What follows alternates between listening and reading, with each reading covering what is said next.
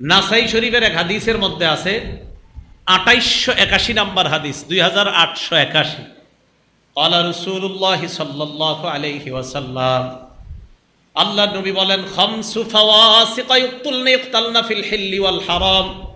5টা ফাসিক প্রাণী আছে, এই ফাসিক প্রাণীদেরকে মক্কা শরীফের ভিতরে যেই জায়গায় হত্যা হারাম, রক্তপাত করা হারাম, ওই জায়গায় তাদেরকে মেরে ফেলা যায়। রক্তপাত করা যেখানে হারাম, হিল এটাকে হারাম বলা হয়। হারামের একটা এরিয়া আছে কাবা শরীফের পাশে, তো এই জায়গায় রক্তপাত করা জায়েজ নাই। কিন্তু 5 শ্রেণীর দুষ্ট প্রাণী আছে, এদেরকে মারা জায়েজ আছে। এদেরকে ওই জায়গায় মারা কি আছে? এদেরকে বাহিরে মারাও জায়েজ আছে, সেখানে মারাও জায়েজ আছে। 1 নাম্বার আল গোরব, কাক। কি বলেন তো? আপনারা আবার যে কোনো কাকরে মেরে লেন না, এটা ওই জায়গার কথা, মানে দুষ্ট, এরা খুব দুষ্টামি করে। 2 নাম্বার আল হিদআহ, শকুন। শকুন ওই জায়গায় ডিস্টার্ব করে। 3 নাম্বার আল আনকুর, আল কালবুল আনকুর। কালবুল আনকুর মানে হলো দংশনকারী কুকুর। একটা ভালো কুকুর, একটা দংশনকারী, এটা খালি ডিস্টার্ব করে। তো ওই জায়গায় যদি এরকম থাকে, এটা মারা যায় আছে। এটাকে হাদিসে বলা হয়েছে ফাসেক। এই কুকুর কি বলা হয়েছে? এই কাককে বলা হয়েছে ফাসেক, এই কুকুরকে বলা হয়েছে ফাসেক। আর একটা কি রাসূল সাল্লাল্লাহু শুকন, এটাকে বলা হয়েছে ফাসেক। তো রাসূল সাল্লাল্লাহু আলাইহি সাল্লাম বলেন, এগুলো দুষ্ট, এগুলো অনিষ্ট, এগুলো মানুষের ক্ষতি করে। আল ফারা, আরেকটা হলো ইঁদুর। আরেকটা কি বলেন তো? ইঁদুর। এই ইঁদুর এটা খুব ক্ষতি করে। 5 নাম্বার আল আকরাব, বিচ্ছু, বিষাক্ত বিচ্ছু। এইগুলা ফাসেক, নবীজি বলছেন এগুলার হত্যা করা জায়েজ আছে। এখন দেখেন, ফাসেক প্রাণী 5 শ্রেণী। এটা যদি দুষ্টামি করে, কাক, শকুন যদি দুষ্টামি করে, কুকুর যদি দুষ্টামি করে, ইঁদুর যদি দুষ্টামি করে, বিচ্ছু যদি দুষ্টামি করে, হাদিসে এইগুলারে ফাসেক বলা হয়েছে। তো হাদিসে দুষ্টামির কারণে এরা যদি ফাসেক হয়, কোনো মুসলমান যদি ইসলামের বিধান না পালন করে, অন্যান্য দুষ্টামি করে, সেও ফাসেকের খাতায় নাম লেখে। সেও কিসের খাতায় নাম উঠাবে? ফাসেক। ইসলামের বিধিবিধান না মানলে সেও ফাসেক হয়ে যাবে। এখন ফাসেক কারা? আল্লাহ বলেন, আল্লাযীনা ইয়ানকুদুনা আহদাল্লাহি মিন বাদি মিসাকি। 1 নাম্বার, যারা আল্লাহর সাথে ওয়াদা করার পরে ওয়াদা ভঙ্গ করে, এরা হলো ফাসেক। আসতেছি আমি কথায়। 2 নাম্বার, ওয়ায়াকতাউনা মা আমারাল্লাহু বিহি আইয়ুসালাহ। আল্লাহ যা জোড়া লাগাইতে বলছে, এটা যারা ছিন্ন করে, তারাও ফাসেক। 3 নাম্বার, ওয়ায়ুফসিদুনা ফিল আরদ, জমিনের মধ্যে যারা অশান্তি সৃষ্টি করে, তারাও ফাসেক। তাহলে 1 নাম্বার, আল্লাহর ওয়াদা রক্ষা যারা করে না, তারা ফাসেক। 2 নাম্বার, আল্লাহ যা জোড়া লাগাইতে বলে, তারা তা ছিন্ন করে, তারাও ফাসেক। 3 নাম্বার, জমিনের মধ্যে যারা অশান্তি সৃষ্টি করে, তারাও ফাসেক। তারাও কি বলেন তো? ফাসেক। এবার শোনেন, জাফর রহমতুল্লাহি আলাইহি, ঐতিহাসিক তাফসীর কারক, নাম কি বলেন তো? জাফর। উনি বলেন, মুনাফিকের বিখ্যাত 6টা আলামত আছে। ওই মুনাফিক, যেই মুনাফিকরা দুনিয়ার মধ্যে খুব প্রভাব নিয়ে চলে, তাদের 6টা আলামত। তিনি বলেন, দুনিয়ার মধ্যে একদল মুনাফিক আছে, যারা মানুষের সামনে খুব ভাব নিয়ে চলে, খুব দেমাগ নিয়ে চলে, খুব দেমাগ নিয়ে চলে। তাদের আলামত হলো 6টা। জোরে বলেন, কয়টা? 1 নাম্বার, ইজা হাদ্দাসু কাযাবু, তারা কথা বললে মিথ্যা কথা বলে। 2 নাম্বার, ইজা ওয়াদু আখলাফু, তারা যখন ওয়াদা করে, ওয়াদা খেলাফ করে। 3 নাম্বার, ইজা তুমিনু খানু, তাদের কাছে আমানত রাখলে আমানতের খেয়ানত করে। 4 নাম্বার, ওয়ানাকাদু আহদাল্লাহ, তারা আল্লাহর সাথে যে ওয়াদা করে, ওই ওয়াদা তারা ভঙ্গ করে। 5 নাম্বার, ওয়াকাতউ মা আমারাল্লাহ, আল্লাহ যা জোড়া লাগাইতে বলে, এটা ছিন্ন করে। 6 নাম্বার, ওয়া আফসাদু ফিল আরদি, দুনিয়ার মধ্যে অশান্তি সৃষ্টি করে। এটা হলো দুনিয়ার মধ্যে প্রভাব বিস্তারকারী মুনাফিকের এই 6টা আলামত। যে মুনাফিক ভাবসাব নিয়ে থাকে, এবং আমরাও জানি এটা যে মুনাফিক, সবাই জানে যে এটা ইমানদার নাম দিছে, যদিও যে এটার মধ্যে বাটপার আর কেউ নাই। তো জাফর রহমতুল্লাহ আলাইহি বলেন যে এটার মধ্যে তোমরা 6টা আলামত পেয়ে যাবা। এটা কথা বললে মিথ্যা বলবে। 2 নাম্বার, এটা ওয়াদা করলে খেলাফ করবে। 3 নাম্বার, এটার কাছে আমানত রাখলে খেয়ানত করবে। 4 নাম্বার, এটা আল্লাহর সাথে ওয়াদা খেলাফ করবে। 5 নাম্বার, আল্লাহ যা জোড়া লাগাইতে বলছে, এটা তারা ছিন্ন করবে। 6 নাম্বার, এটা জমিনের মধ্যে ফাসাদ সৃষ্টি করবে। এটা চিহ্নিত মুনাফিকের 6 আলামত। কি মুনাফিক? মানে যারা আমরা চিনি। আরেক দল আছে যাদেরকে আমরা চিনি না, এরা ভয়ে আমাদের সামনে প্রকাশ করে না, হেজে মুনাফিক। এই মুনাফিকের গোপন আলামত হলো তিনটা। বলেন কয়টা? ওই প্রথম তিনটা। ইজা হাদ্দাসা কাযাবা, কথা বললে মিথ্যা বলে। বুখারী শরীফের 33 নম্বর হাদিসে আছে, এটা কথা বললে মিথ্যা বলে। ওয়াইদা ওয়াদা আখলাফা, ওয়াদা করলে খেলাফ করে। ওয়াইদা তুমিনা খানা, এটার কাছে আমানত রাখলে আমানতের খেয়ানত করে। এটা হলো কে? চুপচাপ মুনাফিক। ও কি করে? চুপে চুপে আপনার সাথে যা বলবে মিথ্যা বলবে, কিন্তু আপনার মনে হবে সত্য কথা, আসলে বলছে মিথ্যা।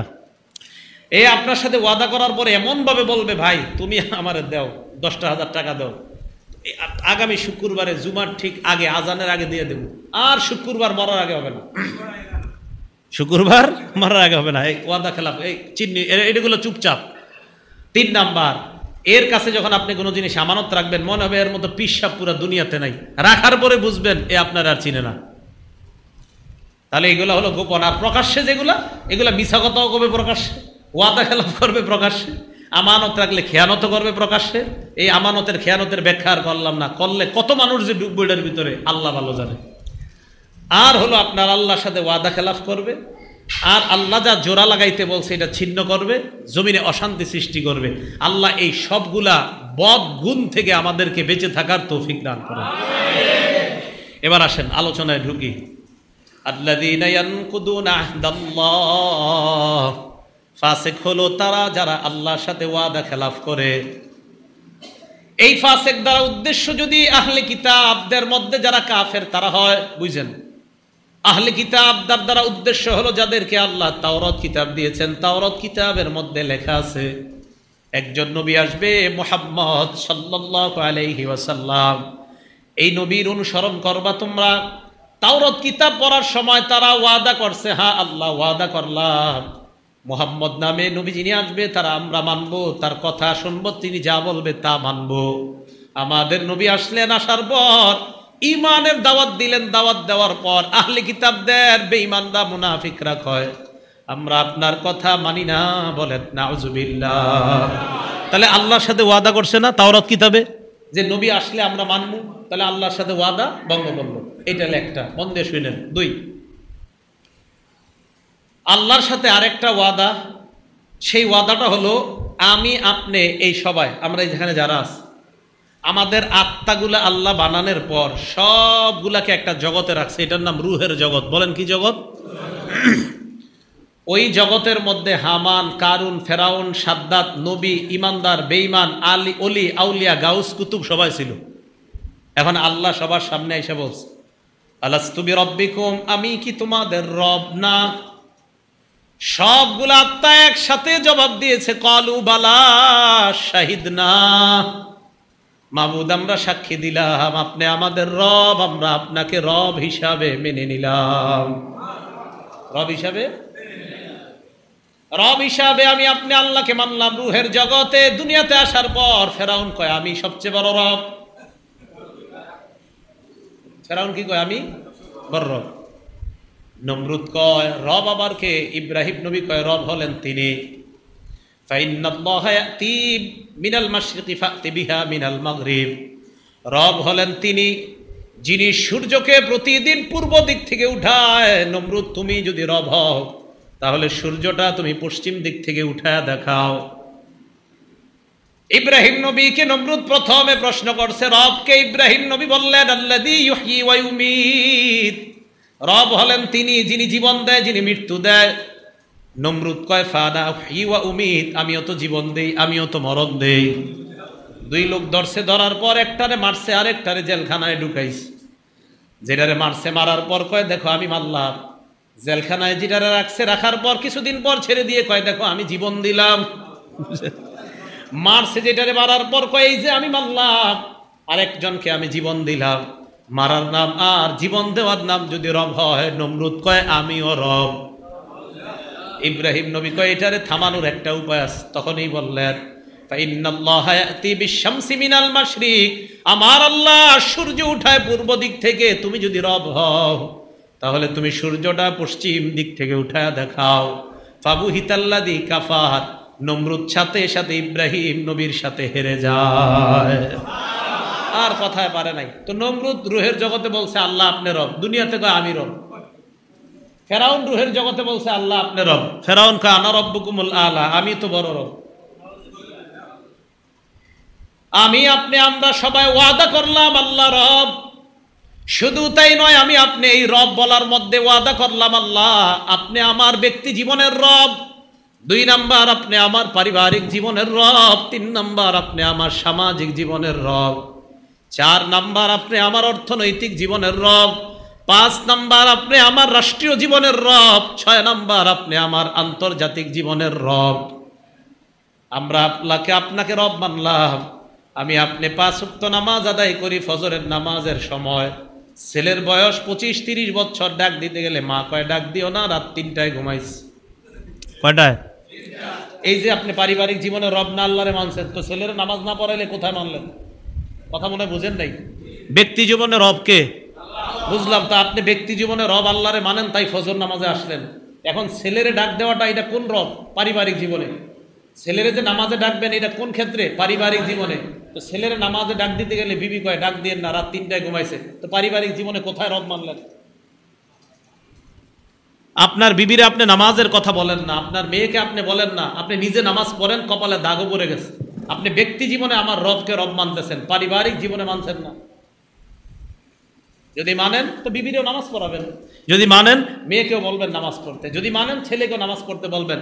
বরং আপনি টেনশনে থাকেন যে নামাজে ডাক দিলে ছেলেটার স্বাস্থ্যের কোনো ক্ষতি হয় কিনা। ভাই কথা বোঝার চেষ্টা করেন। তাহলে ব্যক্তি জীবনে রবকে, হ্যাঁ ব্যক্তি জীবনে রবকে, 3 সামাজিক জীবনে রব আল্লাহ।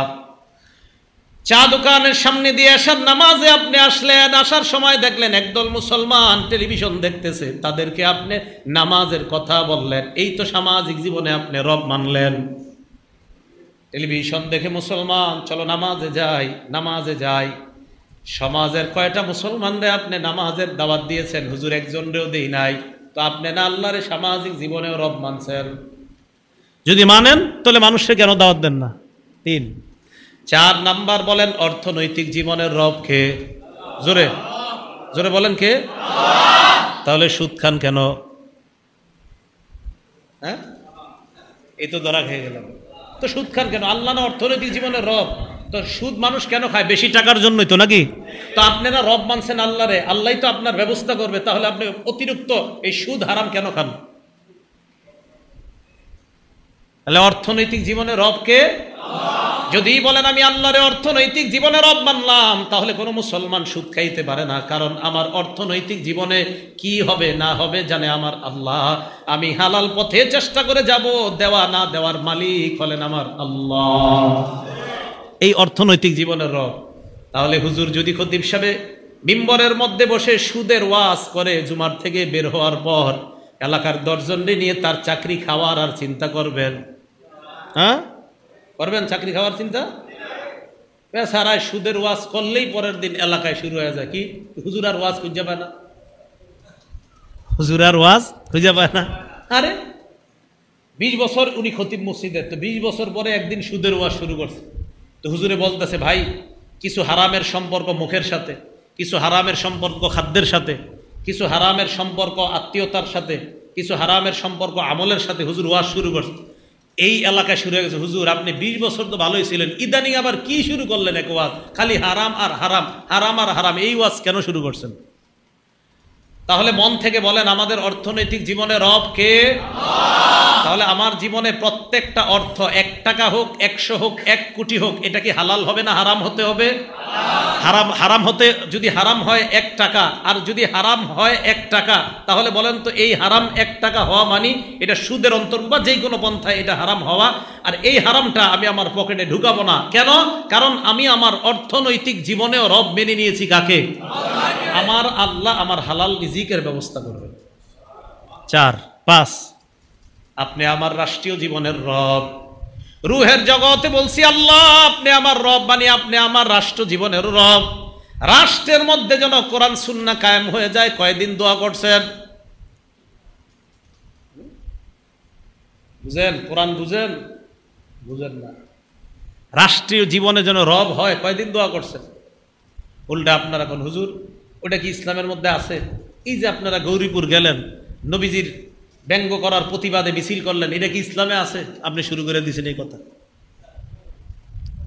তাহলে রাষ্ট্রীয় জীবনেও রবকে, তাহলে আমার রাষ্ট্রে যেন আমার রবের বিধান কায়েম হয়ে যায়, এই জন্য দোয়া করা, চেষ্টা করা। 6 নাম্বার, আন্তর্জাতিক জীবনে রবকে, এই জন্য সারা পৃথিবীর মধ্যে যেন ইসলাম কায়েম হয়ে যায়, এই চেষ্টা করা। কেন? কারণ ইসলাম যদি পুরা দুনিয়ার মধ্যে কায়েম হয়ে যায়, তাহলে পুরা দুনিয়াটা শান্তিময় দুনিয়া হয়ে যাবে। ইসলাম শান্তি, তাহলে রাষ্ট্রে ইসলাম কায়েম হওয়া মানে শান্তি কায়েম হওয়া। ইসলাম এমন এক ধর্ম, যেই ধর্ম সকল ধর্মের মানুষের শান্তি নিশ্চিত করে। এই ধর্মের নাম কি? ইসলাম। মনে থাকবে তো? তাহলে এবার সুন্দরভাবে বলেন, আমার ব্যক্তি জীবনে রবকে, পারিবারিক জীবনে রবকে, সামাজিক জীবনে রবকে, অর্থনৈতিক জীবনের রবকে, রাষ্ট্রীয় জীবনের রবকে, আন্তর্জাতিক জীবনের রবকে আল্লাহ। তো মাশাআল্লাহ বুঝে আসছে। তো রুহের জগতে আমরা বলছি আল্লাহ আপনি আমাদের রব।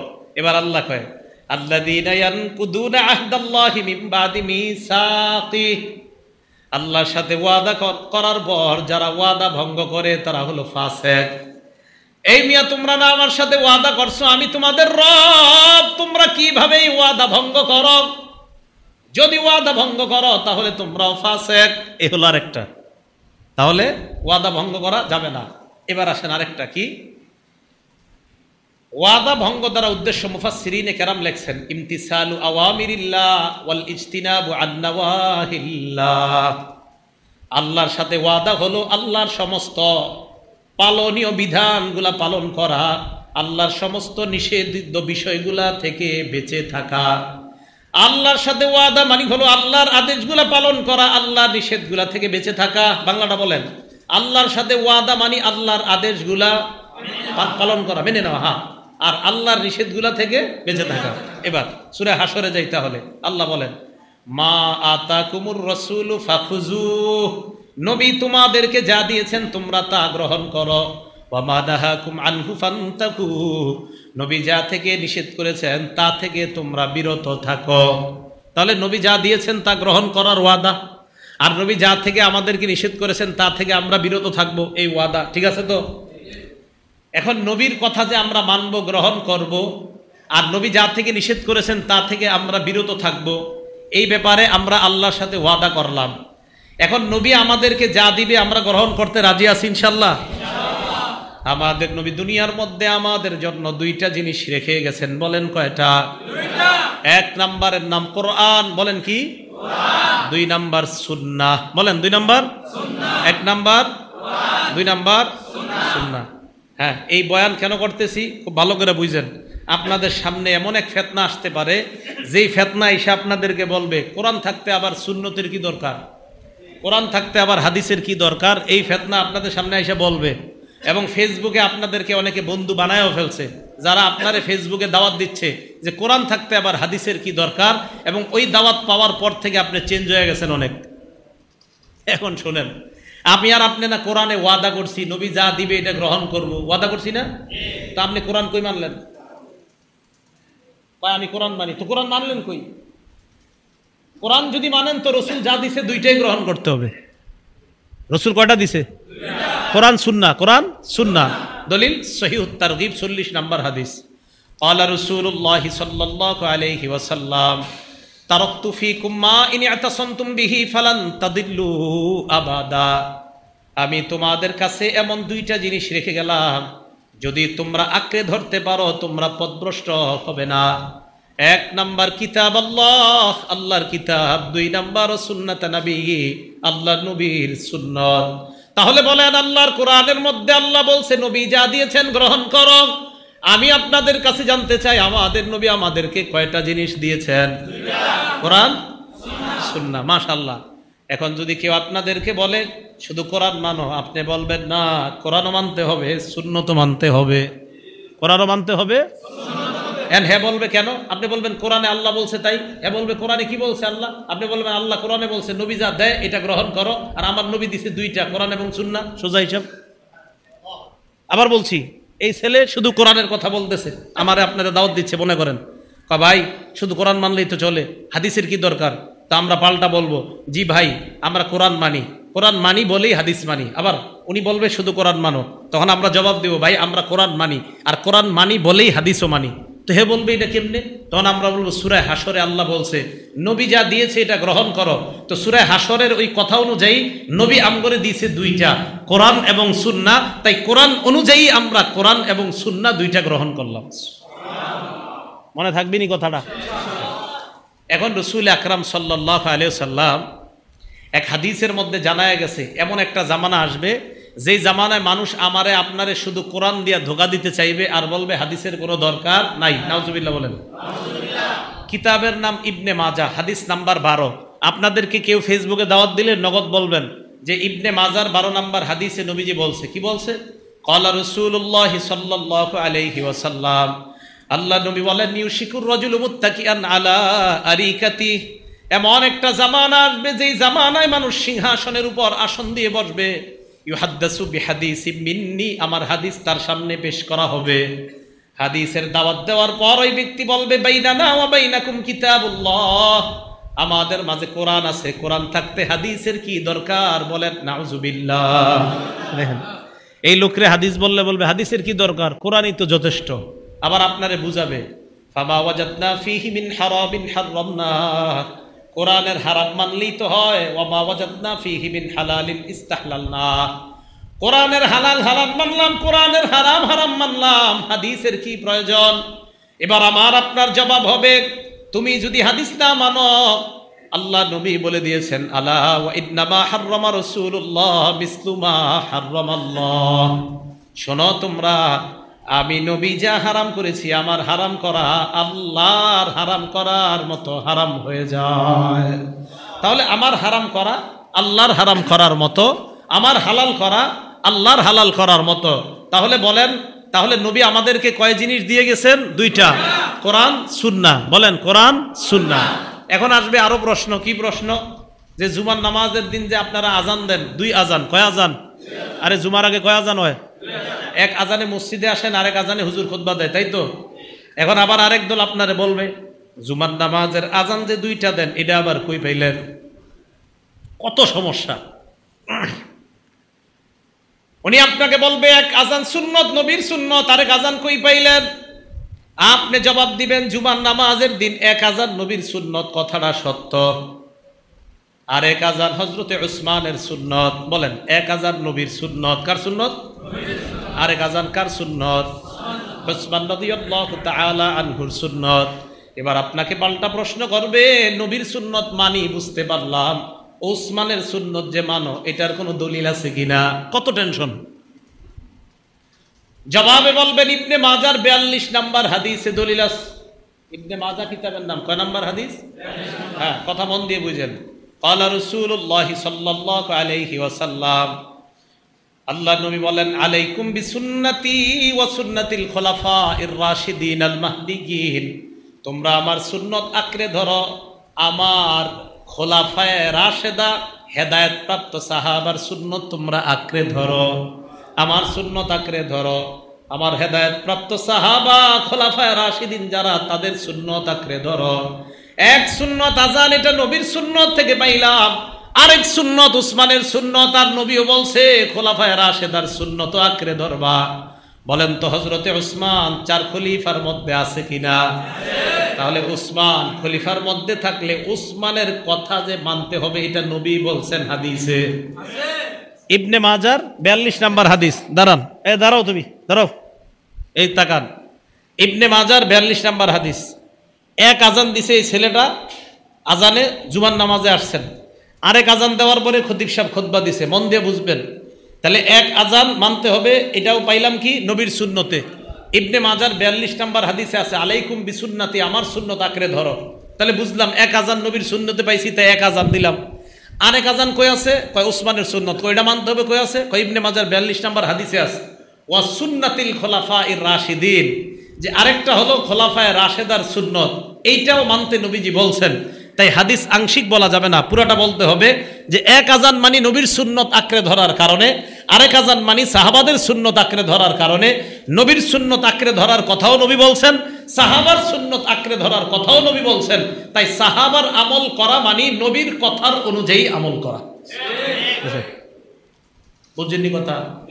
তাহলে কোরআন সুন্নাহ, বলেন কোরআন সুন্নাহ। তাহলে কোরআনও মানতে হবে, সুন্নতও মানতে হবে। বুখারী শরীফ হাদিস নাম্বার ৭২৮১ নাম্বার হাদিস। এই হাদিসের মধ্যে আসছে জাআত মালাইকাতুন ইলান নবী সাল্লাল্লাহু আলাইহি ওয়াসাল্লাম, একদল ফেরেশতা আল্লাহর নবীর কাছে আসলেন। আল্লাহর নবী তখন ঘুমায় রইছে। ফেরেশতারা আল্লাহর নবীর সামনে আসছে। আসার পর ফেরেশতারা আল্লাহর নবীর সামনে দাঁড়িয়ে এক ফেরেশতা কয় ইন্নাহু নাইম, তিনি তো ঘুমায়। আরেক ফেরেশতা কয় ইন্নাল আইনা নাইমা ওয়াল কলবা ইয়াকযান, তিনি ঘুমায়, তার চোখ ঘুমায়, তার অন্তর ঘুমায় না। নবীজি ঘুমায়, তার চোখ ঘুমায়, তার অন্তর ঘুমায় না। তো নবীজি সাল্লাল্লাহু আলাইহি সাল্লাম তো ঘুমায় রইছে। এখন আপনাদেরকে আমি বলি, আমি যে হাদিস কইতেছি আমি কেমনে জানলাম নবী না ঘুমায়? বুঝে না? আরে নবী না ঘুমাইতেছে তো এই হাদিস জানছি কেমনে? হ্যাঁ, নবীর কি ঘুমায়? অন্তর। এই অন্তর ঘুমায় না বলেই তো এই হাদিস জানছি। বুঝে নেই। আবার নবীর কি ঘুমায়? অন্তর। আর অন্তর ঘুমায় না বলেই তো এই হাদিস আমরা জানতে পারছি, না তো জানতাম না। আরে কথা বুঝছেননি? আল্লাহ জানে, বুঝতেছিনি, বুঝতে হবে কিন্তু। তাহলে নবীর কি ঘুমায়, কি ঘুমায় না, আর অন্তর ঘুমায় না বলেই এই হাদিস আমি বলতে পারতেছি। বুখারী শরীফের ৭২৮১ নাম্বার হাদিস। আপনারা বুঝছেননি নাকি আমার ধমক শুনে বলতেছেন বুঝছি? আচ্ছা আচ্ছা। রসুল আকরাম সাল্লাল্লাহু আলাইহি সাল্লাম ঘুমায় রইছে। তো রসুল সাল্লাল্লাহু আলাইহি সাল্লামের কাছে ফেরেশতারা আসছে। আসার পর ফেরেশতারা বলতেছে ওনার চোখ ঘুমায়, অন্তর ঘুমায় না। এবার একদল ফেরেশতা কয় ইন্নালি সাহিবিকুম হাযা মাসালা ফাদরিবু লাহু মাসালা, এই যে উনি ঘুমাইতেছে তার একটা দৃষ্টান্ত আছে, তার দৃষ্টান্ত তোমরা বর্ণনা দাও।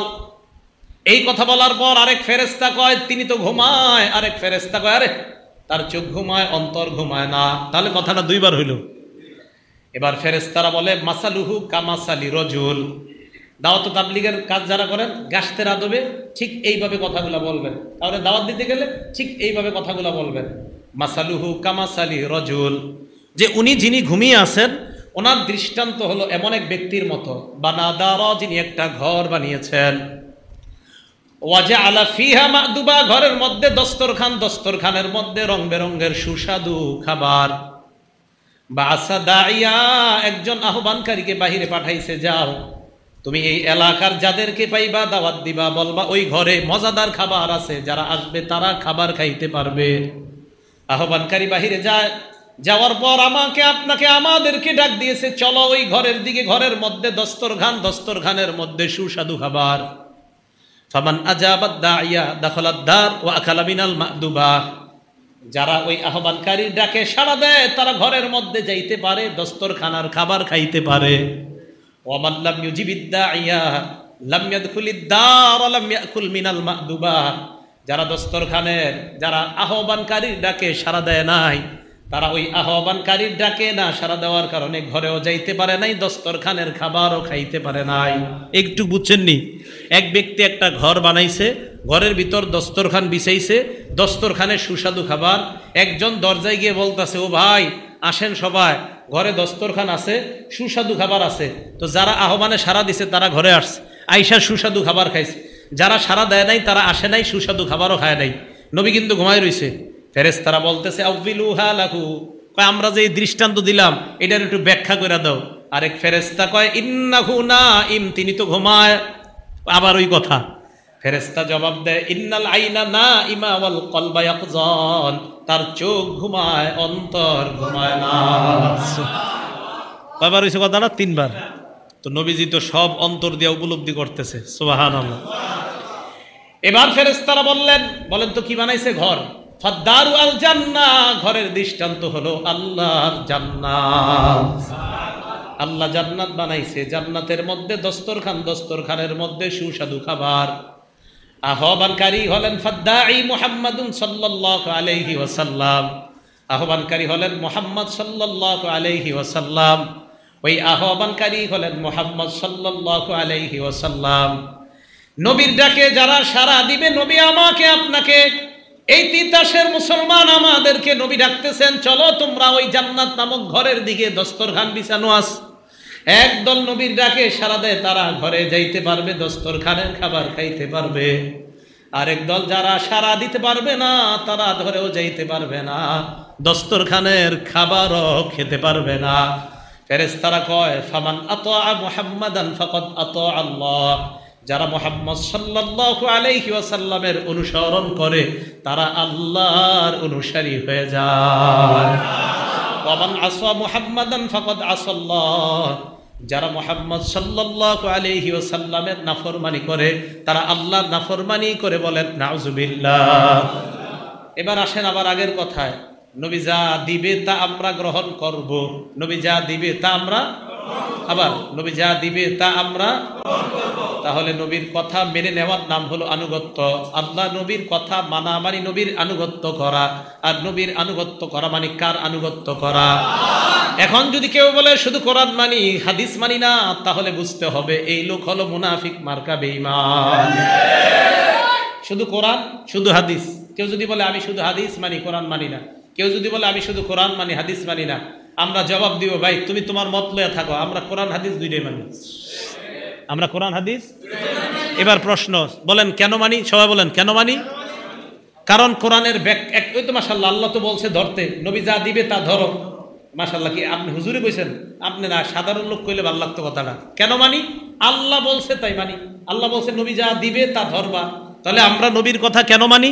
আল্লাহ বলছে নবী যা দিবে তা গ্রহণ করতে, তাই মানি।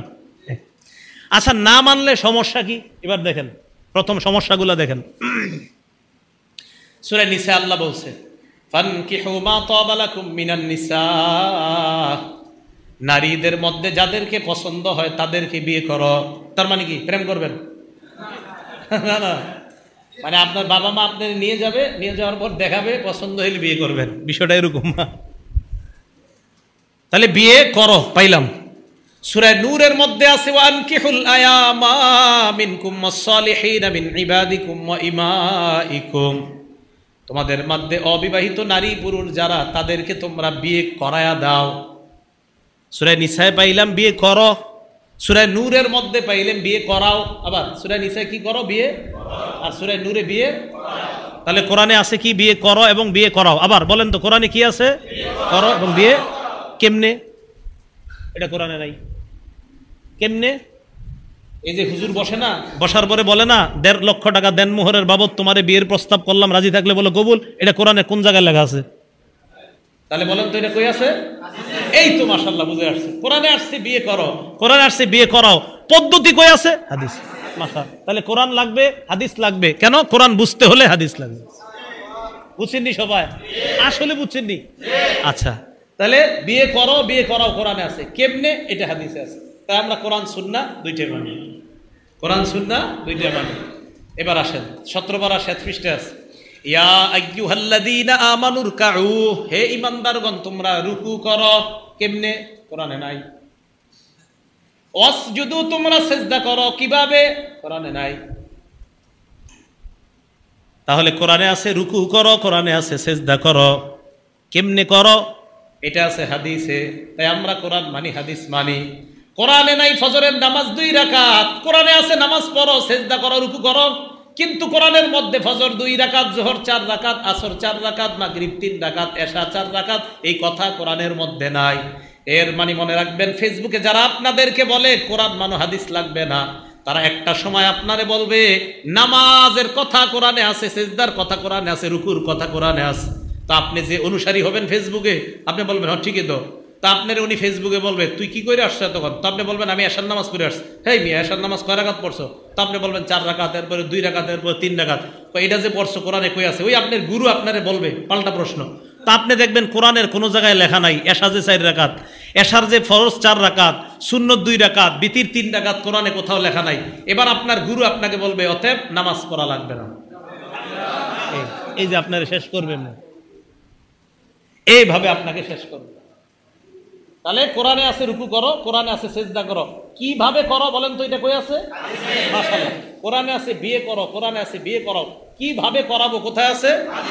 কোরআনে আছে রুকু করো, কোরআনে আছে সেজদা করো। পদ্ধতি কোথায় আছে? মাশাআল্লাহ। তাহলে আমাদের নবী আমাদেরকে যা শিখাবে তা আমরা গ্রহণ করব। এই অঙ্গীকার কার সাথে করছি?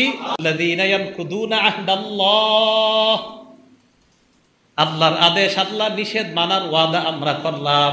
তাহলে একটা গেল। এরপরে ওয়ায়াকতাউনা মা আমারাল্লাহু বিহি আইয়ুসালাহ, আল্লাহ যা জোড়া লাগাইতে বলছে এই জোড়াটাকে যারা ছিন্ন করে। কমুনি এই কথাটা কি? এটা উঠবেন না তো কোয়া শুরু করলে? আচ্ছা, এর দ্বারা উদ্দেশ্য হলো আত্মীয়তার সম্পর্ক। কি সম্পর্ক? আত্মীয়তা। ভাই ভাই, ভাই বোন, এক ভাই আরেক ভাইরে 40 বছর একজন আরেকজনের চেহারা দেখে না। বাপে চাচার সাথে কেন রাগ? এই জন্য ভাতিজা চাচারে সালাম দেয় না। মানে আব্বার সাথে আমার কাকার রাগ, এই জন্য আমি আব্বা আমার কাকারে সালাম দেই না। চিন্তা করেন, মানে ভাই ভাইয়ের অভিমান হইতেই পারে, দুই ভাইয়ের অভিমান হইতে পারে, এই জন্য ভাতিজায় ওই চাচারে সালাম দেয় না। কেন? আমার চাচার সাথে আব্বা কথা করে, তাই ওনারে আমিও সালাম দিই না। রক্তের সম্পর্ক যারা জোড়া লাগায়, এটা আল্লাহ কোরআনে বলছে। এখন কি? বুখারী শরীফের 5983 নাম্বার হাদিস। এক ব্যক্তি নবীজির কাছে আসছে, আসার পর নবীজিরে বললেন, আখবিরনি বিআমালিন ইয়া রাসূলুল্লাহ ইউদখিলুনিল জান্নাহ, হুজুর আমারে কিছু আমল শিখায়া দেন যে আমলগুলা করলে আমি জান্নাতে যাব। নবীজি বললেন, 4টা আমল করবা, তাহলে সহজে জান্নাতে যাইতে পারবা। বলেন কয়টা? 1 নাম্বার তা'বুদুল্লাহ লা তুশরিকু বিহি শাইআ, আল্লাহর ইবাদত করবা, এই ইবাদত করতে গিয়ে আল্লাহর সাথে শিরিক করবা না। বলেন আমরা ইবাদতে শিরিক করব না। রাজি আছি তো? এখন মাদ্রাসার ওলামায়ে কেরাম যারা বলবে যে এই এই ইবাদত শিরিক আছে, ওনারা বলার পরে শিরিক ছাড়তে রাজি আছি সবাই? এটা কেন বললাম? আপনারা হোমনার আশেপাশে, তো হোমনার আশেপাশে একটু গন্ধ আছে কিছু একটা জিনিসের, এই গন্ধ যাতে ইবাদতে না থাকে সাবধান থাকবেন। আচ্ছা, কি গন্ধ? এটা হুজুররা কইব। এই হলো আপনার 1 নাম্বার, ইবাদত করো, শিরিক করবা না। 2 নাম্বার তুকিমুস সালাহ, নামাজ পড়বা। 3 নাম্বার তুতিজ যাকাত, যাকাত আদায় করবা। 4 নাম্বার তাসিলুর রহিম, রক্তের সম্পর্ক রক্ষা করবা। মরবা আল্লাহর জান্নাতে প্রবেশ করবা। রক্তের সম্পর্ক রক্ষা করবা। সহিহ বুখারী হাদিস নাম্বার 5984 নাম্বার হাদিস। ক্বালা রাসূলুল্লাহ সাল্লাল্লাহু আলাইহি ওয়াসাল্লাম লা ইয়াদখুলুল জান্নাতা কাতিউন, রক্তের সম্পর্ক ছিন্নকারী জান্নাতে প্রবেশ করবে না। বলেন নাউযুবিল্লাহ। সহিহ বুখারী হাদিস নাম্বার 5985 নাম্বার হাদিস।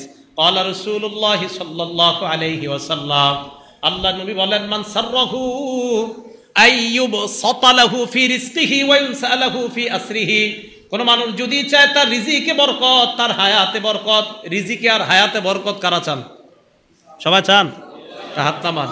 বলেন তো কয় জিনিসে বরকত?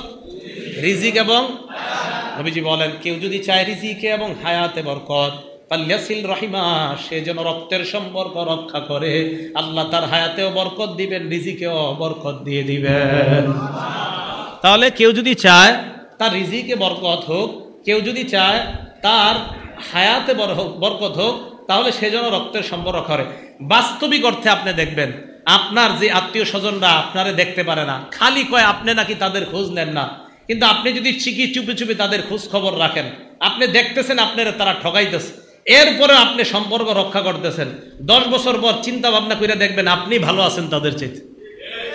সত্যি আপনি চিন্তা করে দেখেন আপনি ভালো আছেন, আল্লাহ আপনার ভালো রাখছে। সহিহ বুখারী হাদিস নাম্বার 5987 নাম্বার হাদিস।